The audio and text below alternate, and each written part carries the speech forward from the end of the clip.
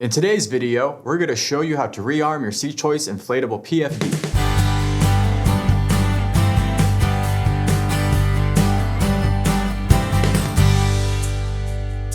Hi guys, this is Phil with Seachoice. I brought with me today the 4 different rearming kits we offer. The important thing to know is that these kits are not universal. Each one is designed to work with the specific model of Seachoice PFD. If you don't know which model PFD you have, check the tag sewn into the vest. If it says convertible, then the inflator can be automatically or manually activated. Also look for the model number. The MA stands for manual automatic, which means it is a convertible vest. Secondly, look for the CO2 cartridge size, which will be either 24 or 33 grams. Just an M in the model number indicates manual inflation only. The front cover of your owner's manual also contains this information. Rearming kits for convertible PFDs include a fresh 24 or 33 gram CO2 cartridge, a water-soluble bobbin, and a replacement green indicator clip. Rearming kits for manual-only PFDs also have a fresh 24 or 33 gram CO2 cartridge and a replacement green indicator clip. Please note that the green indicator clip is different in size and shape than the clip included in the convertible rearming kit, so they are not interchangeable. Before rearming our Seachoice convertible inflatable PFD, we need to remove the spent CO2 cartridge from the inflator housing. Simply turn the cartridge counterclockwise until it comes out. You will notice the hole in the nozzle made by the firing pin, which caused the gas to be released into the bladder. Next, we have to deflate the bladder. To begin, locate the oral inflation tube, remove the dust cap, turn it around, and insert the protrusion into the tube to release the valve. You should begin to hear the air escape from the valve. Once the bladder is fully deflated, close the oral inflation tube with the dust cap. Before inserting the new bobbin into the inflator housing, make sure the inside of the housing is completely dry. You'll notice there are grooves in the side of the bobbin. If the grooves are aligned correctly with the ridges inside the inflator housing, the bobbin will slide in easily.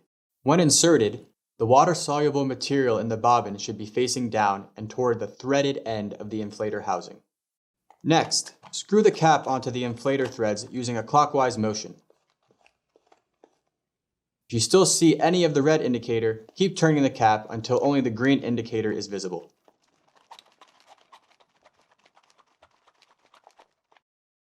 When the cap is on tight, you should see the green indicator only. Now it's time to install the fresh CO2 cartridge. First, perform a quick visual inspection of the cartridge, making sure the nozzle is completely intact and the threads are clean and free from rust or corrosion.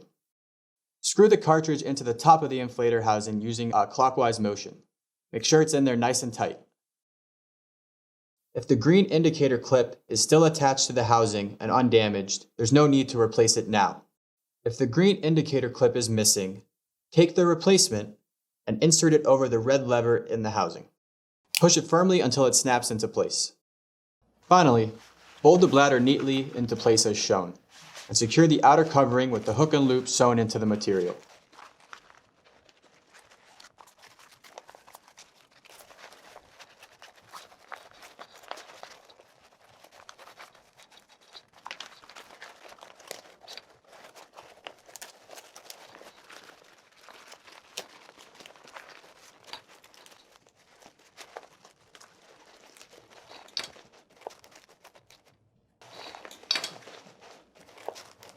Make sure the manual inflate jerk tab is visible and hanging outside the outer covering. To rearm a Seachoice manual only inflatable PFD, first, unscrew the spent CO2 cartridge from the inflator housing, then discard it. Next, deflate the bladder. The bladder and oral inflation tube in our manual PFDs are the same as our automatic models, so deflation is done in the same way. Next, close the manual inflate lever and insert the replacement green indicator tab so that it covers the red indicator on the inflator housing. Make sure it snaps into place. Before installing the CO2 cartridge, verify that the nozzle is intact and the threads are clean and free from rust and corrosion. Screw the cartridge into the top of the inflator housing using a clockwise motion. Make sure it's in good and tight. Before closing the outer covering, make sure the oral inflation tube is securely capped. Finally, fold the bladder neatly into place as shown, and secure the outer covering with the hook and loop sewn into the material.